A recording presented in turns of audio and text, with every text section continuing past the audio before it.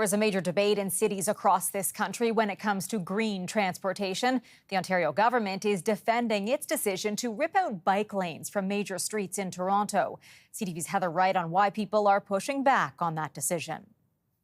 Toronto is number one on a list no city wants to top. The TomTom Traffic Index has Toronto above New York, Los Angeles, and Mexico City when it comes to average travel times. I have to deal with this traffic every day, and it's a big hassle. To help, the provincial government has vowed to rip out bike lanes on 3 major roads in the city, saying they aren't being used and are contributing to congestion.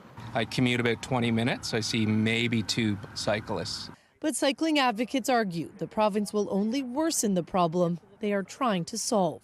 Blaming bike lanes for a citywide regional failure for addressing congestion, it feels like it's misguided, it's misinformed. Ontario says census data show only 1.2% of people in the Toronto census metropolitan area use bike lanes to commute.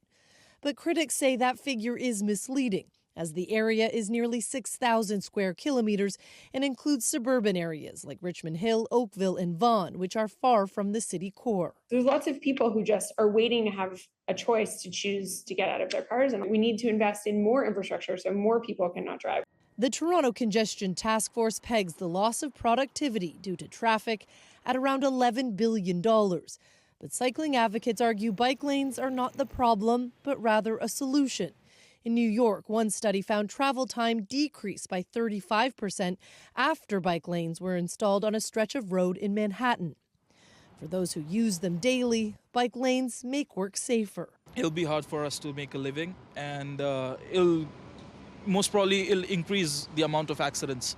And without them, some say they'll be less inclined to bike to work. Probably not, honestly. I feel like it's not very safe just sharing it with drivers. The city has asked the province to not only pay for the cost of removing bike lanes, but also the time and planning that went into them. Ontario's Minister of Transportation has only said cities will be reimbursed when they remove bike lanes without giving any specifics. Heather Wright, CTV News, Toronto.